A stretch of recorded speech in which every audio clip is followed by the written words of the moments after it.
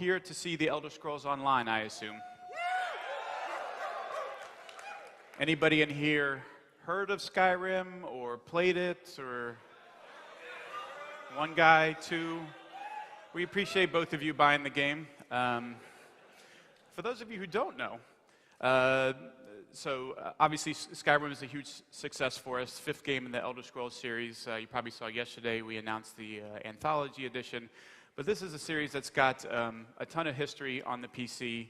In the sort of the recent generation, Morrowind, Oblivion, Skyrim, Elder Scrolls Online is taking the experiences that you know from those games and taking them online, allowing you to experience all of Tamriel, not just one province at a time, and most importantly, allowing you to do it with your friends. It's a game that lets you, as all Elder Scrolls games do, play the way that you want to play. So you play by yourself, play with your buddies, go get in giant PvP battles. You can be playing as a magic casting guy and then find an awesome sword and be like, nope, I'm just using this now and I'm switching it up, and that's totally fine. You can do whatever you want, change your skills up as you play. We want it to be a game that you find your way through, which is what all of our games are really good at, exploration-based stuff. Just go and find stuff. No going to town and go talk to 7 people with, little pointy things over their heads to get quests, and then you go off and do it and run back and then go back to the... We don't do any of that. So it's all about be who you want to be, go into this world and play the way that you want to play. And that's what we're here to show you today with our demo. You hopefully have had a chance to maybe stop by and play the game in our booth, but if you haven't, sometime over the next 2 days, make sure you stop by and go over there. We've got a build of the game running where you can go in and experience it yourself. Play the first person with hands and see what it feels like, or play in third person so you can see how cool your character looks like. It's meant to look and feel and play like no other online game that you've played before. Real-time combat system, no watching a cooldown bar, no really heavy on-screen interface. It looks and feels like an Elder Scrolls game, but online. Okay, so enough of my hypey marketing crap. I'm going to turn it over to the folks who have made all of this possible from ZeniMax Online, and they are going to walk you through the first live game demo that we've done. And hello to everybody on Twitch that we are streaming right now for the Elder Scrolls Online. And I'm going to turn it over to Creative Director for the Elder Scrolls Online, Mr. Paul Sage. Paul?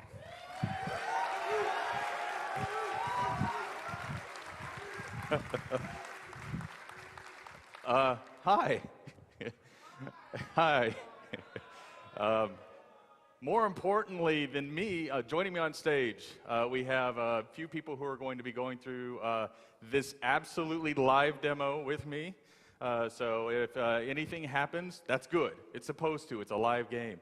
So we have Nick Conkle joining us, Rich Lambert, Gina Bruno, and Eric Bakudis. And also joining me are a lot of people watching from home, a team that has made this possible. So if you guys can just say hi to them, that would be great. All right. All right. Thank you so much. So without too much further ado, we're going to give you this look at Elder Scrolls Online, and we're going to go ahead and jump in. All right. So this is the first thing you will see when you get into the game, is character creation. And Nick is going to take you through this a little bit. One of the first choices you'll make in a game that's all about choices is which alliance do you want to join. Because it is time of war right now. And the time of war is all about you fighting a battle with your friends, against people you don't know, all over the game. And now we're going to let Nick kind of show you. And hopefully I'll do a little less talking as this goes through, and you get to see more.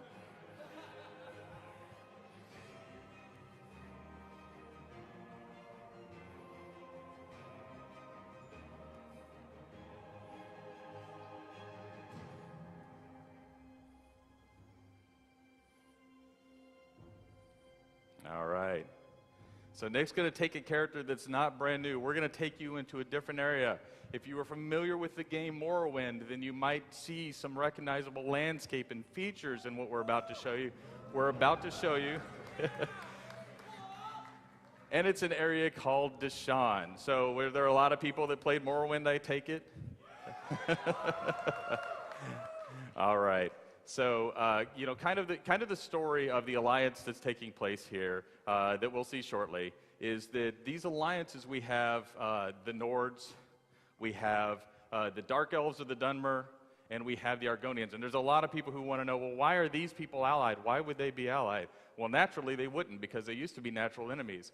But after such a time of war like this, or where they had it, so many invasions come into it, they were just like, okay, we're done with this. We can't stand it. We're not going to put up with it.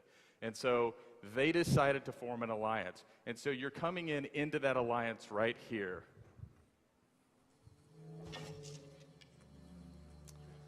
Okay, one of the first things you may notice is that Nick is playing in first-person mode. So really important is to get in that first-person mode. Nick can also play in third person. I promise you that third person's good. If you want that situational awareness in PvP, it's great.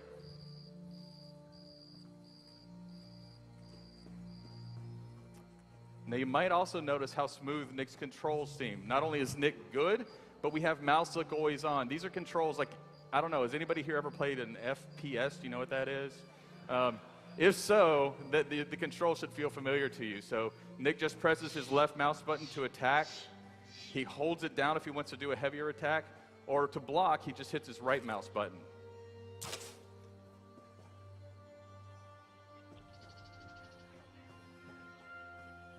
Now, Nick is also looking around the world. If you notice in the top center, Nick has a compass. And that compass gives him what we call points of interest, right? And what that is, if you see that, he's looking at a way shrine right now. He can turn around and he can look at different things. We want this to be a game of exploration, a game where you can play any way you want to play. If you see something over in the horizon that you want to go do, you should go do that.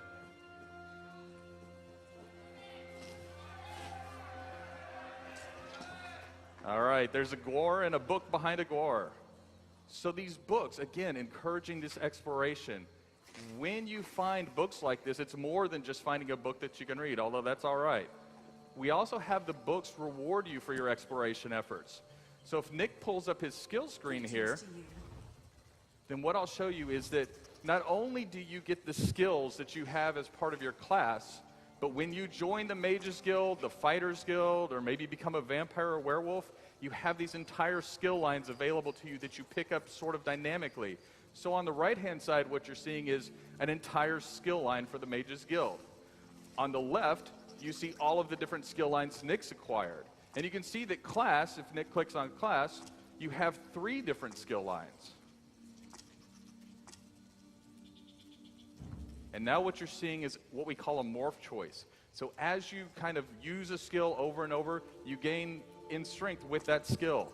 And then Nick has made a choice so you can actually take and make that skill kind of behave the way you want it to behave. And so that's just rewarding that growth again. Need to lighten your load. Justice knows no sleep. Neither does profit.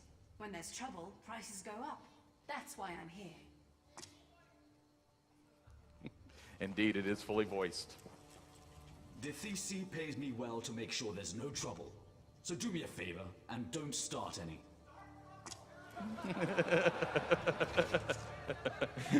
All right, it is indeed time for Nick to start trouble.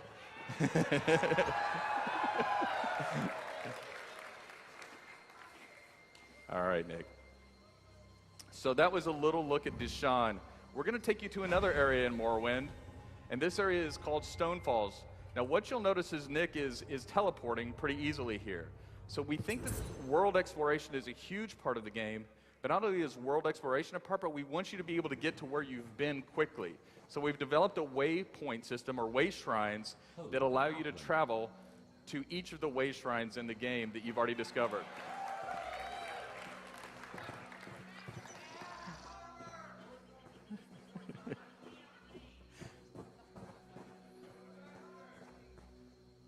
All right, Nick's about to start some trouble. Okay, Nick's pretty high level. Did you notice that Nick just crouched and he became hidden? So that uses his stamina when he's crouched like that. And he gets a sneak shot in.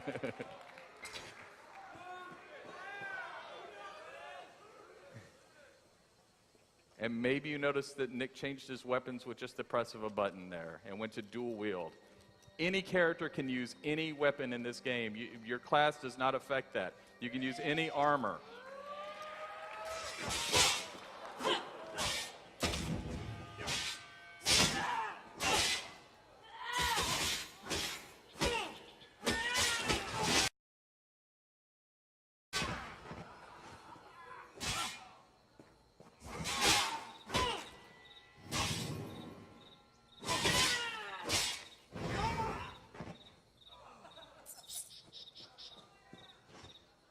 All right. Now let's see if Nick can find anything else new and interesting.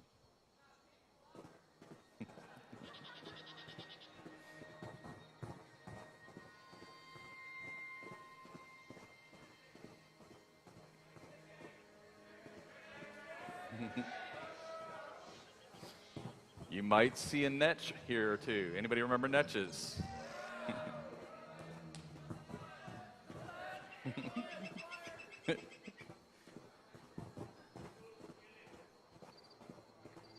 There will be plenty of killing later. We talked about discovery being a part of the game. When you discover new things, you get experience for that. You raise in power for your character.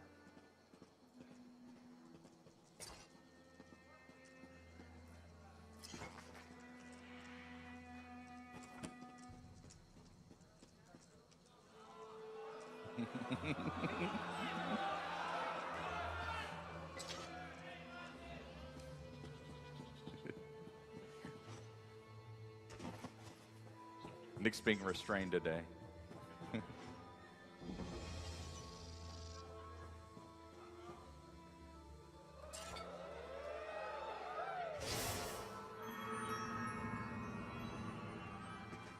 All right, and that's what we call a Mundus stone. So again, looking around the world, you'll find lots of different things. And in this case, he found something that'll give him a power that he'll keep for a long time. But you know, this game is called Elder Scrolls Online for a reason, and that's because you get to play with other people. So Nick's going to use something that we call looking for group. You might be familiar with something like this. And he's decided he wants to play with other people. And so he's going to try to find a group who's interested in doing the same thing he's going to want to do, which he wants to play a dungeon today called Fungal Grotto, which is an early level dungeon. So we'll see if he can find other people. Strangely enough, he did find other people. And here we are. Now, we talked about, as well, being able to travel to places you've already been. But what if you just want to get into the game really quickly and meet your group mates? Well, you can travel to one of your group mates or to a safe location near your group mates.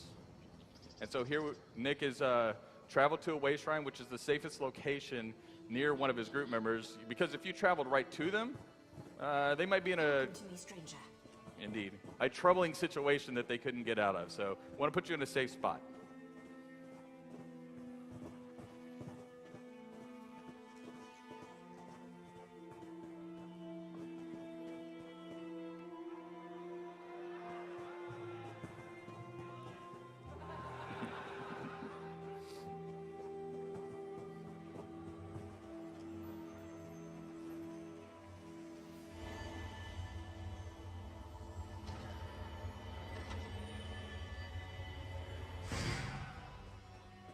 All right, and Nick found a sky shard. If you collect 3 sky shards, you get a skill point. And if you get a skill point, you get to buy a new ability or morph an ability.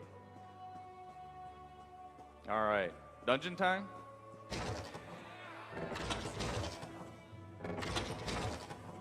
Okay, so in order for this to go a little quicker, I'm going to give you a little bit of the story here, which is there is a person in this dungeon who requests that your group help her to get to a certain location in the dungeon, but she's blocked by goblins and by what we call dreg.